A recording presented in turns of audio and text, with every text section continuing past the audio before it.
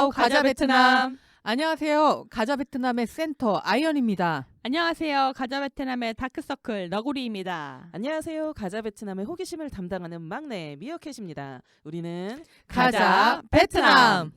영화로 알아보는 베트남 인도차이나 편. 이제 거의 종착지만을 남겨두고 있죠. 인도차이나 한 편을 두고 벌써 10편까지 얘기를 나눠봤는데 아직 할 얘기가 더 남아 있어요.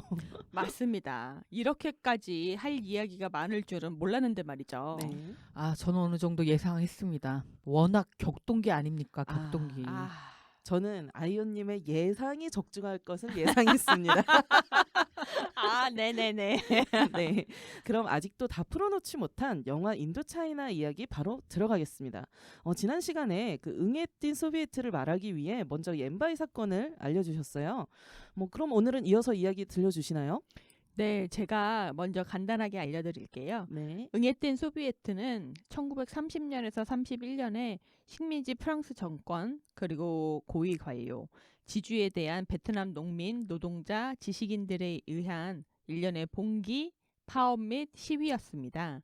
응애띠는 반란이 주로 발생한 응애안과 학딘의 두 중앙 지방을 뜻합니다. 여기서 TMI를 알려드리자면 네네. 베트남의 영웅 호치민 주석이 태어난 곳이 바로 이 응애안입니다. 정말 많은 민족 영웅들이 태어난 곳입니다. 그렇군요.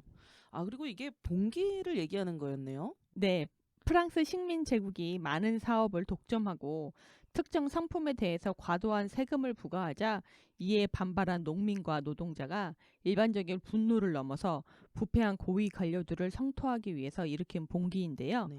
베트남 사회주의 공화국에서는 응애띵 소비에트 운동으로 기념하고 있습니다.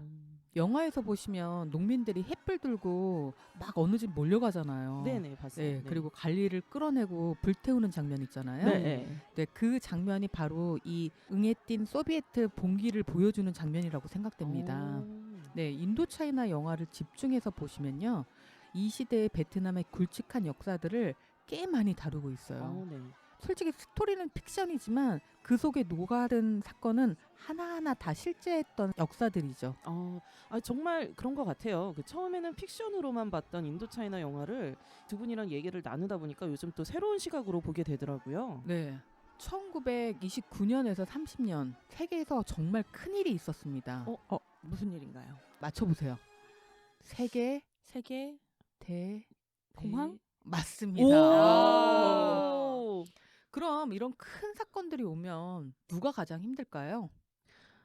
가난한 사람들?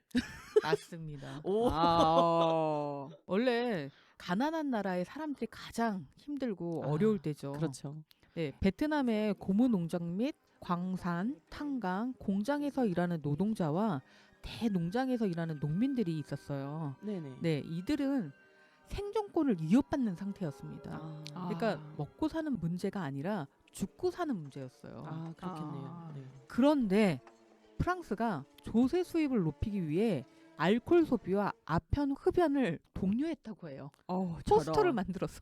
아편을 저런. 동료요? 네. 어머. 헐. 근데 이게 왜 응엔틴 소비에트라고 부르는지 아세요? 글쎄요. 여기서 설명하려면 제가 베트남 공산당 역사를 잠시 설명을 하겠습니다. 네네. 베트남 공산당의 전신은 호치민이 만든 베트남 청년 혁명 동지회였습니다. 이게 1925년에 중국 강저우 지역에서요, 베트남 민족주의자들과 연합하여 베트남 청년 혁명 동지회를 줄여서 청년이라 부를게요. 네네. 네, 이 청년이라는 곳을 만들어서요, 주로 했던 일이 젊은 지식인들을 훈련시키는 일을 했어요. 중요한 일이네요.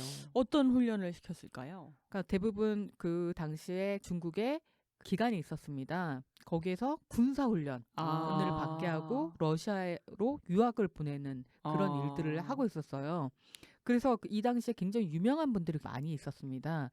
레옹퐁 아시죠? 네. 길 이름으로 굉장히 많고, 웅행티민카이라는 분도 이때 인재로 키워진 사람입니다. 네.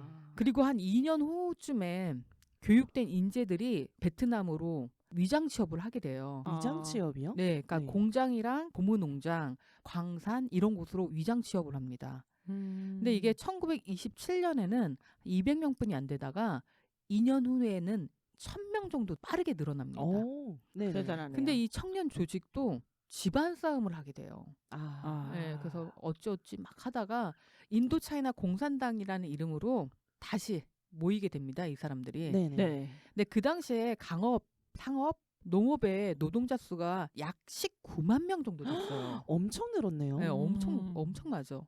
근데 이 첫 파업의 시작이 비에노아의 근처에 푸지엔 고무농장에서 임금 인상과 노동시간 단축을 요구하는 파업을 시작합니다. 그 다음에 하이퐁의 시멘트 공장, 남딘의 성냥 공장, 광산 등의 파업이 마구 일어나게 되죠. 네네. 근데 이때 인도차이나 공산당이 이 파업을 전국 규모의 파업으로 선동하게 되는 거예요. 네. 영화에서 보시면 유랑극단으로 가장한 공산당 무리의 경로를 따라 봉기가 일어나잖아요. 그렇죠. 네. 실제 역사와 소재만 다를 뿐 다 이 응애된 소비에트와 인도차이나 공산당의 역사적 관계를 픽션으로 보여주고 있는 것 같습니다. 네, 영화에서 그 상관관계를 프랑스 식민지 경찰이 눈치채면서 장 바티스트가 체포되잖아요. 그렇죠. 네네.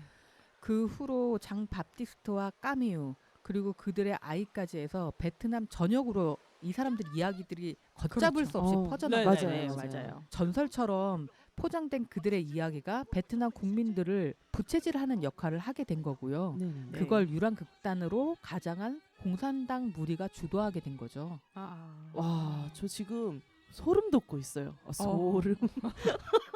아니, 영화에 쓰인 장면 하나하나, 이 대사 하나하나가 다 실제 역사를 그대로 보여주고 있네요. 그렇죠. 미어캣님이 지금 인도차이나 영화를 다시 보시면 아마 처음 봤을 때랑은 엄청 느낌이 다르실 거예요. 네, 정말 그럴 것 같네요. 이거 우리가 나눠봤던 이야기들을 상기해가면서 꼭 다시 한번 보겠습니다. 자, 그럼 이 응애띤 소비에트 운동은 계속 어떻게 전개되는지 또 궁금한데요. 네, 계속해서 인도차이나 공산당은 주요 시위들을 이끌었는데요. 1930년 4월 말에 응애안에서 3번의 주요 시위를 개혁합니다. 네네. 그 외에 1930년 8월 프랑스 알코올 독점 창고에 대한 추가 공격도 있었고요. 그런데 네네. 프랑스 탄압과 보복도 날로 심해져서 운동이 상당히 약화되었습니다.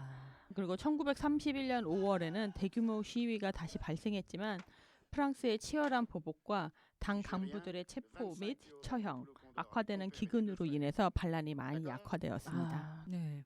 그러니까 인도차이나 공산당이 이 두 지역에 농민 소비에트를 수립하게 되면서 응애띤 소비에트가 된 겁니다. 하지만 결과적으로는 약 1,300명이 넘는 사람이 사망을 했어요. 네네. 그리고 약 1,000명이 감옥과 강제 수용소에서 질병과 영양실조로 사망했습니다. 근데 더욱 화가 난 게 뭔지 아세요? 뭐죠? 여기서 더 화가 날 수가 있나요? 네, 프랑스 측에 200명 미만의 군인이 사망했는데요. 네네. 그중 1명만 프랑스인이었습니다. 그럼 나머지는 다 프랑스 식민지 베트남 군인이었군요. 네, 맞습니다. 정말 화가 납니다. 저 지금 불현듯 지나가는 생각이 있는데요.